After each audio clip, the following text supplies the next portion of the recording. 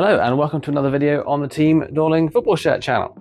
A little bit of an update on the shirt room this week. A little bit of a rant about modern football because I haven't been acting my age recently and I'm old, so ranting is what I should do. And then I've got a little bit of video, a little bit of a shirt repair on one of my match worn shirts earlier in the week. So just a little sort of bits and pieces type weekly catch up, but first we'll just have a quick look and see the state of the shirt room following a couple of new additions.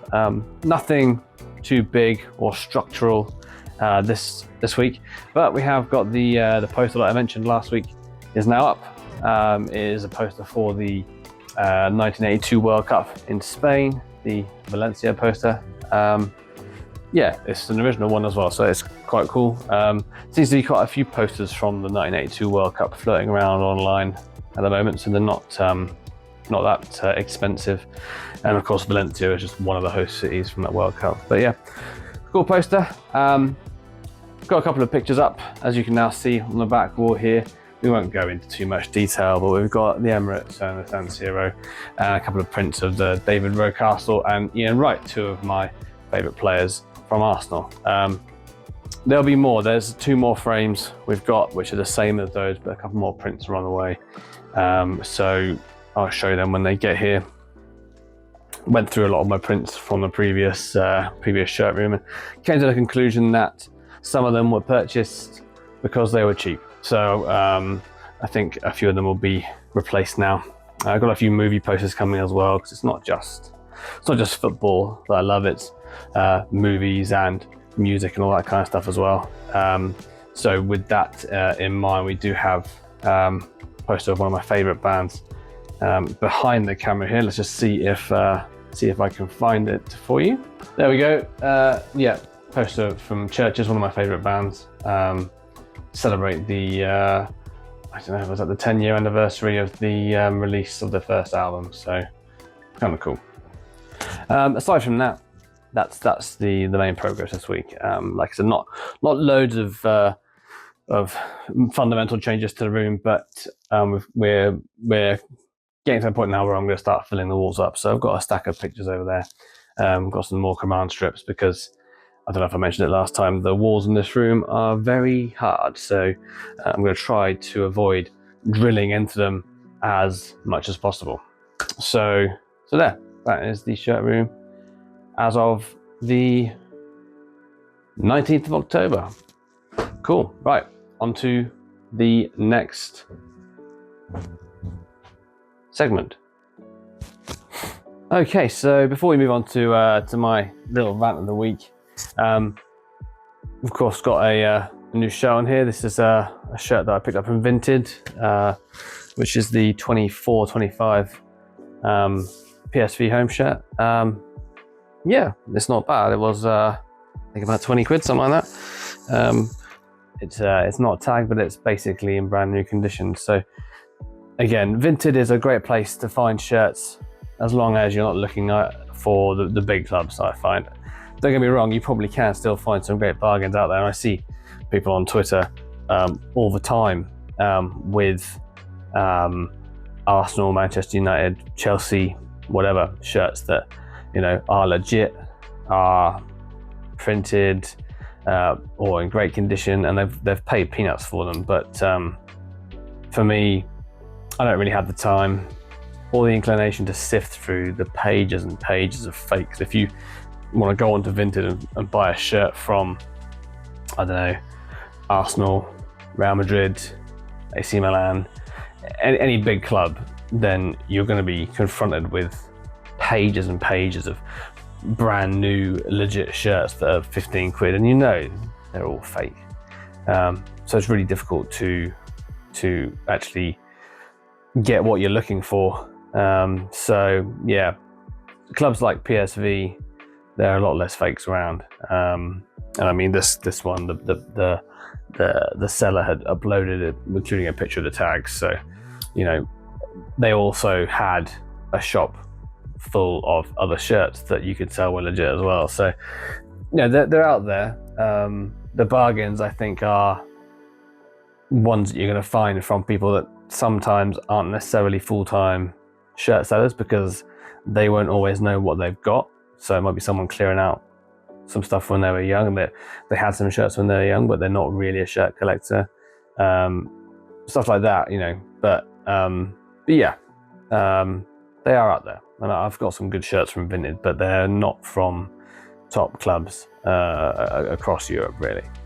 Okay, so some of you may have seen this news recently that Barcelona. Okay, so this is the part where I was going to go into a rant about the Barcelona versus Villarreal game, which was going to be played in Miami, and how that generally sucks for football fans. However, that match has since been called off. There was significant backlash, obviously, from fans, publications, other clubs. The players themselves in La Liga were protesting by not playing the first 15 seconds of matches, and La Liga was actually not showing this on TV, which, you know, speaks volumes about the respect they have for the fans. And also, I spoke about, or ranted about, the decision to play Como versus Milan in Australia. That match has still not officially been cancelled. It was given provisional approval by UEFA, who gave the approval for Barcelona to play in Miami. However, the AFC, so the Australian Football Federation, have not yet given permission for the Serie A game to be played. I think it's probably very unlikely now that they will give that permission.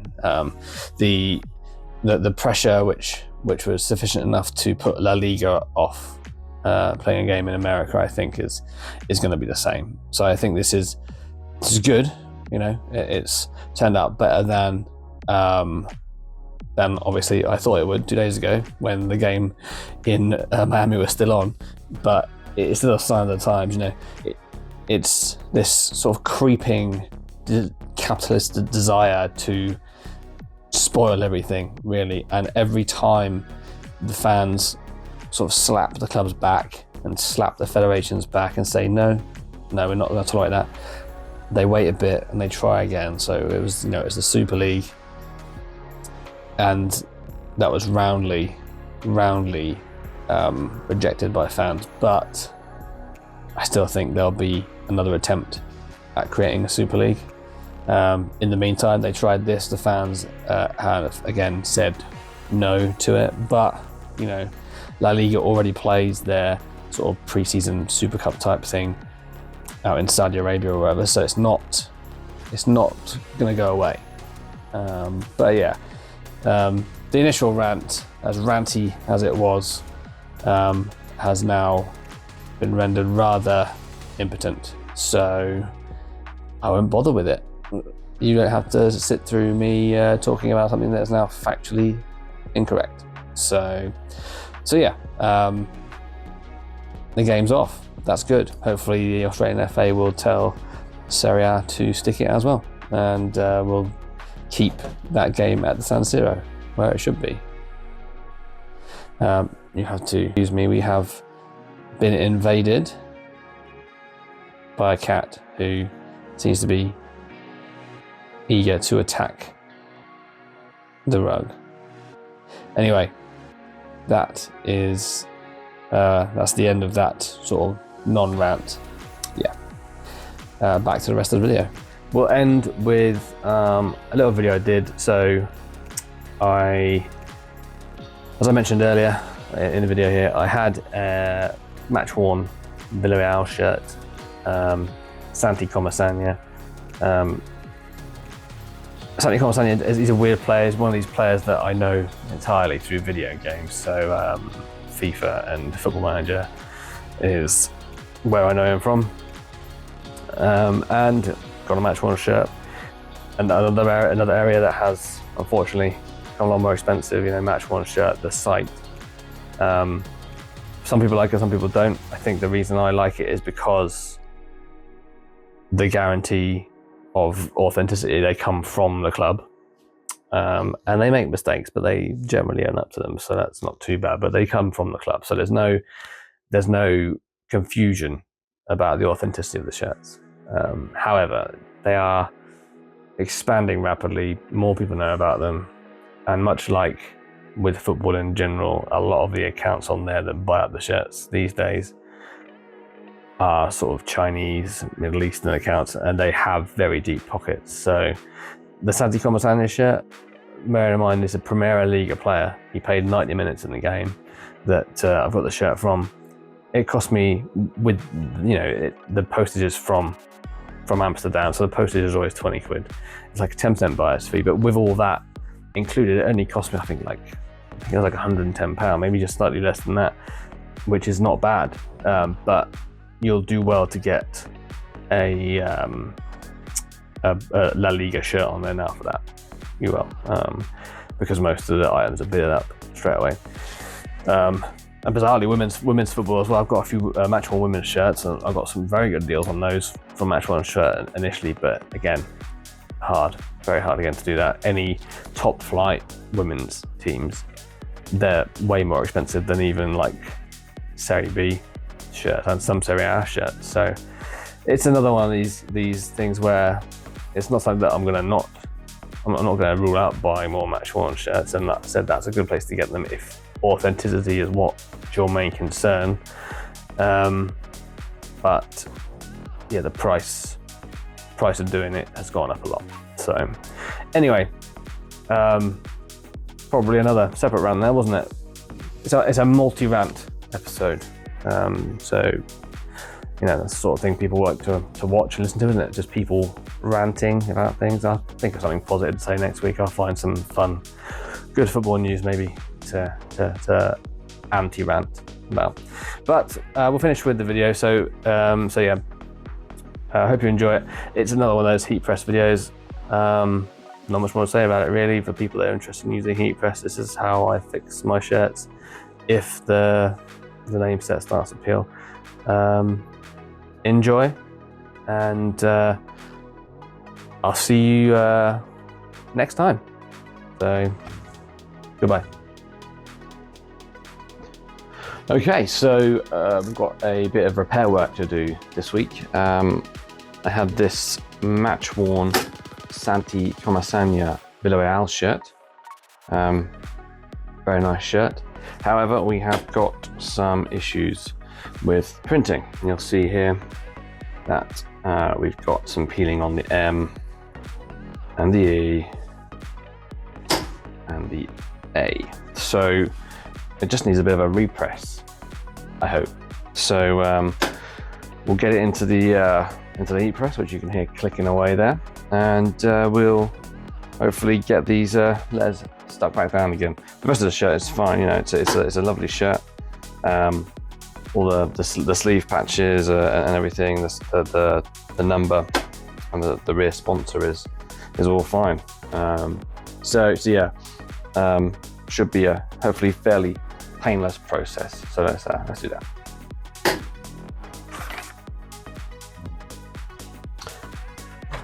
Of course, for this we'll need a couple of supplies. So as you can see here, we've got the heat press. It's on, it's clicking, it's set for 140. I don't really go much higher than that on my temperatures.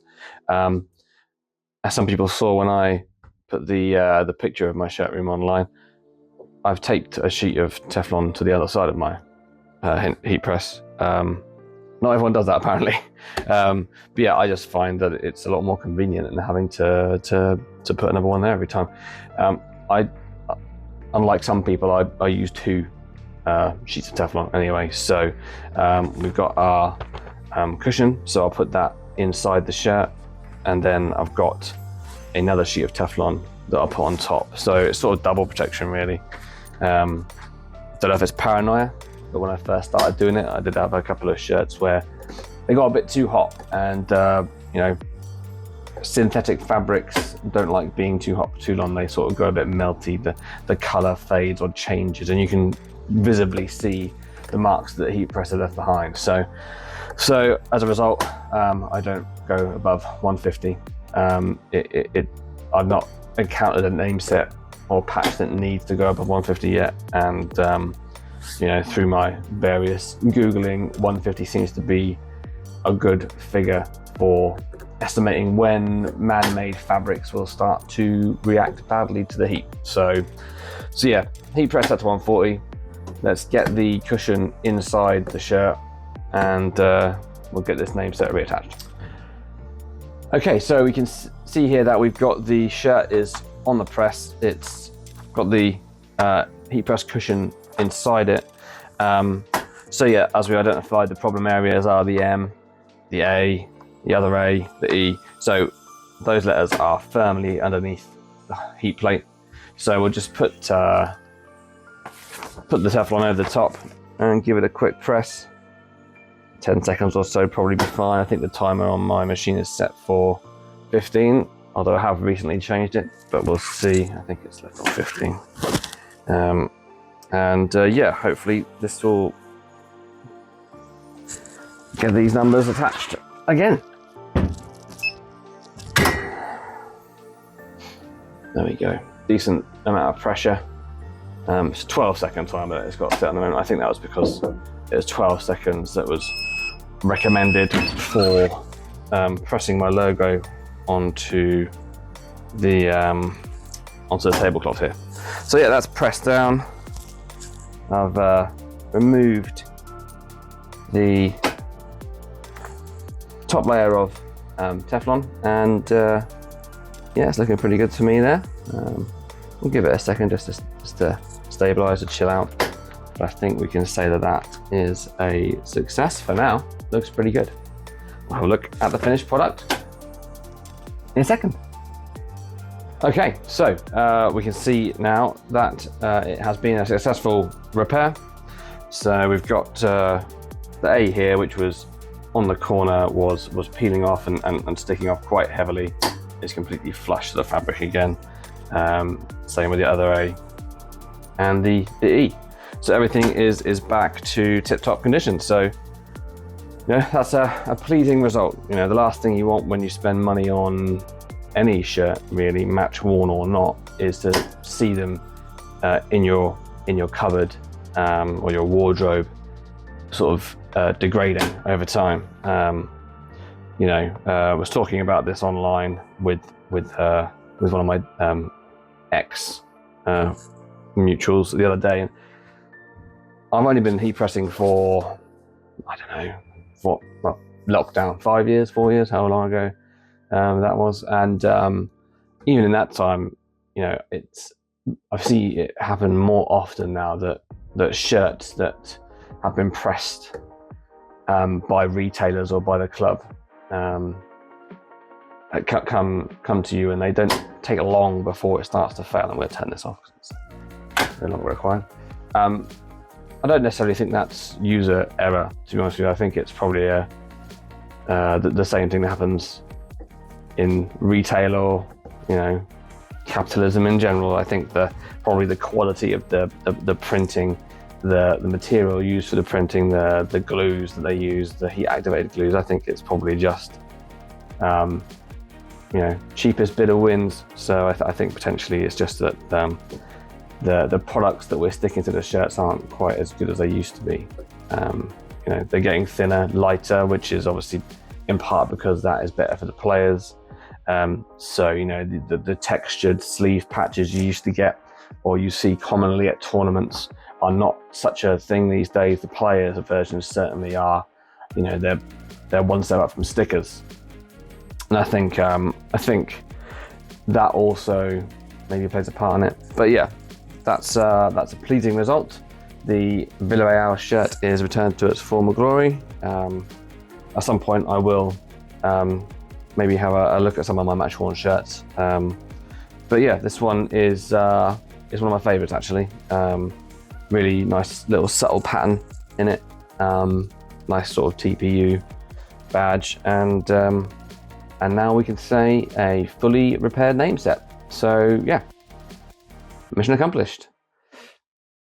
I've got to stop doing a thumbs up in videos because the the tripod that I use has a little motion tracker. And if you do thumbs up to it, like I just did, it changes the camera from landscape to portrait. So you probably saw the end of my last video where I sort of went upside down a bit. There you go. And that is how my motion tracker camera thing works, you know, a peek behind the curtain. Right, back to the rest of the video.